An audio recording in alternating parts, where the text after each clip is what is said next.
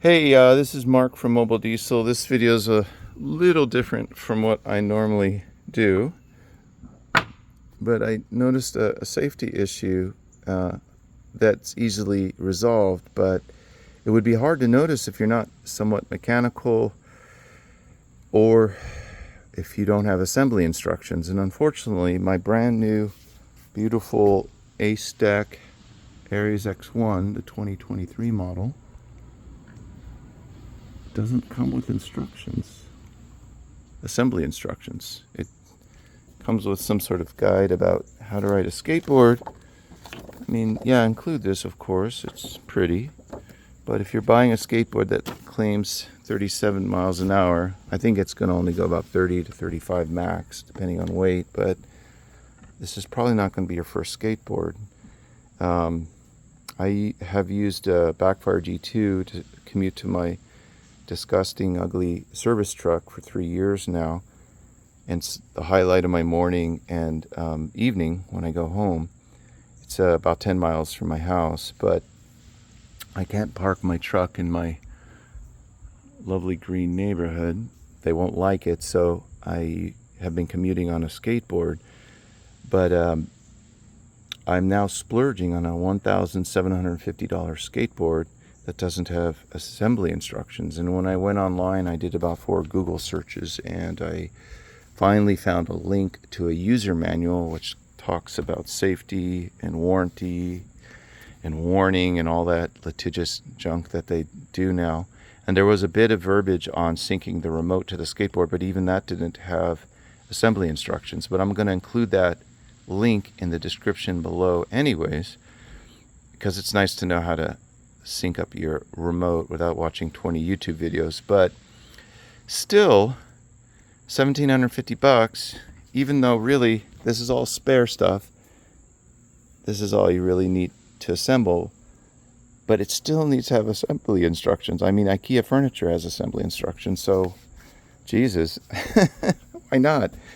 So what the deal is, there's 2 things that I found that were a little confusing to me, so I thought I'd make a video about them. One of them is somewhat dangerous, but these rear wheels have these extra threaded holes, and they're not really to be used for anything.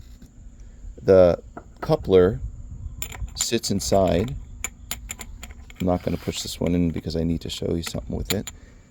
And it just rests on the casting like so. So all's good there. In the industry, these couplers are called Lovejoys, believe it or not. I don't know how the heck the name came to be, but essentially it's a coupler between a PTO shaft and a vacuum pump or a hydraulic pump. And that's usually where you see these things. The orange ones are the best, but they're made out of rubber, not aluminum. But anyways, that's besides the point. So I would have liked instructions saying, hey, just ignore these things because, they're not important. So I'm assuming I'm to ignore them because I can't find any videos saying otherwise. And I understand how it works, so it seems like ignoring is the right thing. But that's not why I'm making the video. There's something more important, and that is these spacers. And I'm missing one. And I have done everything with the box except drive to an airport and put it through an X-ray machine. But there is no second spacer in that box. And the problem is, this nut, it sits on this collar, but the pressure is put on that inner race right there, right? And that transfers force. The nut is put on this side. It transfers force to the other inner race here, which transfers the force to the inner race of the coupler, which transfers force to the spacer, which transfers force to that base. And if you don't have that spacer in there, there is nothing stabilizing the inner race from the force of the nut, right? And that's what's basically holding your wheel together. And I feel like that actually is dangerous. Like, especially if you are able to go 35 miles an hour on this thing and your freaking inner race detaches. So that is something that instructions would tell you Be careful and make sure you have them. Just like that little IKEA man will do with a sad face if he puts a hammer on something he's not supposed to and it'll break. You know what I mean? And you can make an IKEA man with a sad face who's fallen off his skateboard because his wheel came apart because there's no inner race. Now I'm going to write them. They've got a reputation of great customer support, but if you're not somewhat mechanical, repairing amazing diesel things every day for a living, I could see somebody missing that. And so that's why I wanted to make this video.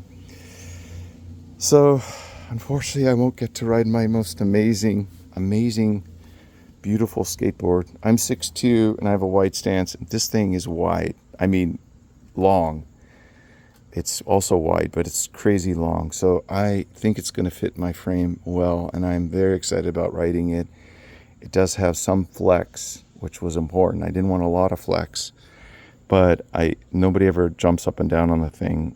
It does have a little flex, which will spring you back during the carves. But I'm not about to start making skateboard videos. All right. Acedeck, please start including instructions. The old videos will have verbiage in these wrappings, but the new ones don't even have verbiage. But I don't even think those were instructions for assembly. All right, thank you. This is long enough. Bye-bye.